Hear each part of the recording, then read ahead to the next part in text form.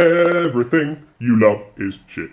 Part 1. Cosplays and Comic Con. Right, first up, I'm just going to start by saying that all cosplayers have masturbated in their costumes. I'm straight up laying that one down as a fact.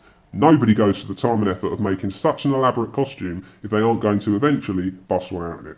Think about that next time you see a cosplayer in public. They will probably have a musty smell to them. It's definitely sexual. Why am I so sure that it's sexual? Because if it isn't sexual, then it's just so pathetic, it really doesn't warrant thinking about. Now before I go on, it's worth pointing something out. I'm not talking about any cosplayer under the age of 12 here, because technically, those aren't cosplayers.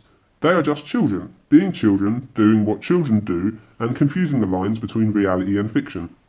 A fully grown adult, however, who chooses to dress as a fictional character just so they can go and spend the day in a conference centre buying plastic crap and toys for themselves while simultaneously engaging in make-believe with other similarly attired adults is pretty much the reason ISIS want to blow us up. And really, when you put it like that, who could disagree with them?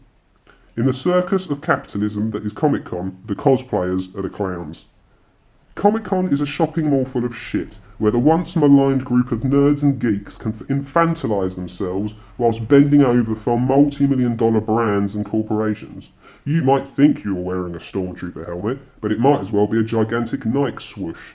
You might think you are wearing a sexy suit of armour, but all you're wearing is a t-shirt telling us about your daddy issues trying to capture people's focus in an orgy of attention whores.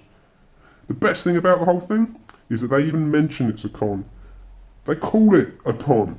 They even tailor-make the con to whatever mark they can find. There's a Dragon Con, a Movie Con, there's a con for every sucker who is fetishising a fictional character, there's a Sphere of denial for every loser who refuses to grow up, a generation of fuckwits burying their heads in an injected moulded plastic mask, taking selfies no one is ever going to fucking look at.